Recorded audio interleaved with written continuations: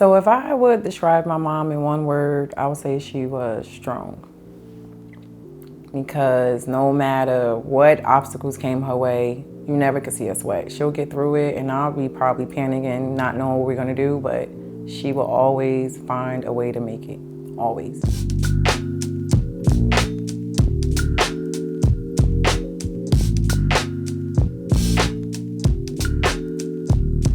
Personality that I see, something I took from my mom was that she was a go-getter. Like, she was good with people. Her personality was just free. She was approachable, although her face expression may have been like, what do you want? But she was a go-getter. How people would describe my mom when she was outside of the mommy's world was Patty.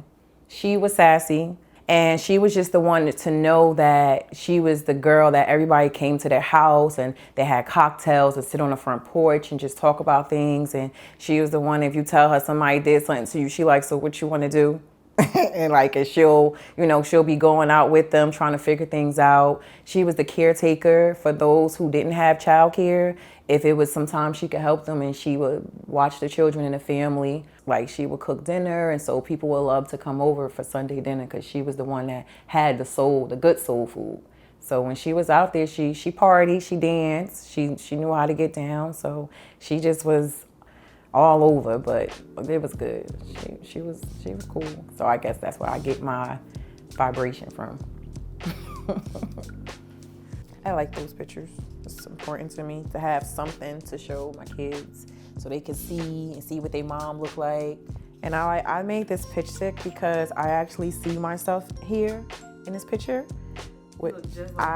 So this was something that I was like, I was just laying on the couch and I took a picture and I'm looking at this. I'm like, wow, look, like all up in here. Like, I just look like her. Leading up to my mom passing, within the last 6 months, I probably didn't know really what's going on when she found out because, a lot back in the day, a lot of people didn't want to tell the kids because they didn't want you to worry. But since I was around her a lot, I knew something was wrong. And she was just different. Like, certain things she used to do, she wasn't able to do, and we had to help her. My older siblings, I'm the seventh child, they actually knew what was going on. She had kidney failure. She looked like some days she was good, some days she just didn't have the energy. Some days she was like doing her regular, and then the next day she was like, I can't do it, I'm tired. So just going from someone who always was doing everything to her saying can't, because can't was not in the vocabulary in the house, it was like, wow, she really sick. So it was like, start to prepare. And that was something I don't think anybody want to prepare for. Now I understand it more because I'm older now, but when I was young, I was kind of angry. It was difficult because the day she passed, she asked me, I was playing basketball. We had a game, and sometime the coach would like us to come before school to like get a little practice on. And she was like, Sakina, I need you to do something for me. I'm like, Mom, but if I don't go to practice, I'm not gonna be able to play. And she was like, you know what, go ahead. She was calm. Tell your cousin Shakira to come in. And Shakira did whatever it is she wanted to do. And she died that morning. So that was devastating. It's like I felt it when she died. I was in class because they came and got me like, oh, they paid you to go downstairs. I was like, it's my mom. And my teacher, she's like, Sakina, what are you talking about? I was like, I think my mom died. And when I walked through the neighborhood, all the old folks always on the porches. And they all like, baby, we so sorry. And I was just like, I felt really bad. But up until me talking it over, with a friend, and she's like, it was just written. Your mom still loved you. Don't be mad at yourself for that. And I was like, you know what? You're right. So I just said, I'm going to do everything she told me to do. Graduate school, get out the area, do something with yourself. And so by me just going through that, and it made me push harder for my kids. And then once I had my first son, it's like, okay, you got to do it. You got to do everything. But it's something that I don't think anybody could ever get over with, ever. It's just, you just know how to deal. One of my favorite memories that I share with my mom, I don't know, she probably don't want me to share it, but we were heading to my aunt's house, and we walked everywhere because my mom was not driving. And And I was like, Mom, I want to walk. Like, I want to get on the bus. She was like, no, I'm going to walk because I want to stop in the store in here and I want to see a friend. So I was like, ain't no friends in the store. I don't know what she's talking about. So we're walking and she's just talking to me about like just things that we're going to do throughout the week. And I remember it because she had these pink shorts on. And my sister braided my hair so tight. I had these cornrows and they, with the part in the middle, it was all coming down. And my little pink shirt, and I had on the jellies. I hated the jellies. I hated them shoes. And she's like, you look nice. And I'm like, no. And I'm looking at her, I'm like, why you got those socks on? She had her socks pulled all the way up to her calves. I'm like, Mom, them daddy socks. And she was like, no, they're Shorns actually. So we walk in and we go in the building that actually was a bank. And so we walk in the bank and I'm like, oh, okay. And this guy come out and I'm like, oh, okay. So I'm still looking at her and she cashes the check and whatever. So I guess it was a bank teller, I didn't know.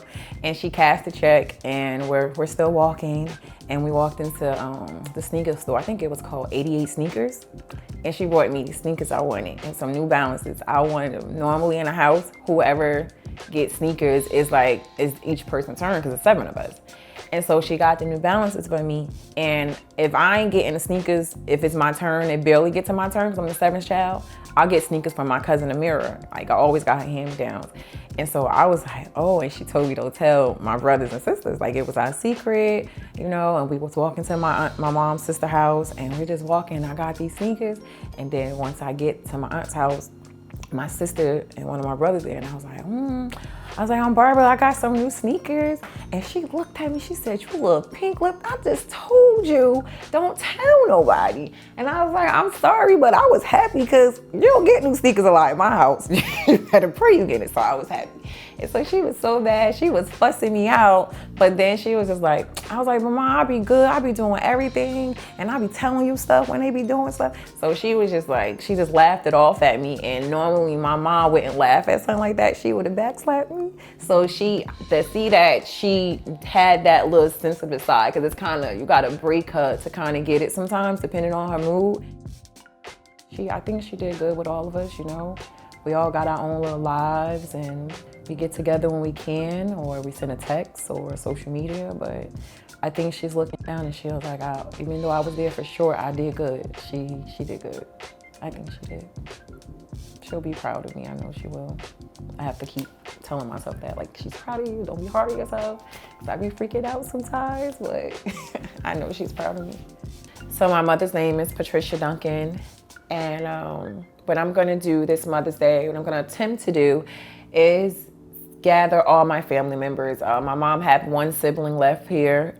One of the goals is to get all my brothers, my cousins, and everyone together with their kids, and we could have a potluck, like a dinner, and everybody make something and bring photos and just talk about just life and the ones we lost and the ones that still here, what we can do to stay together to keep our family roots, grounded. That's my plan for Mother's Day. Yeah, hopefully it works out. Yeah, I think that would be a great thing for the kids, a soul food dinner for Mother's Day. That'd be great.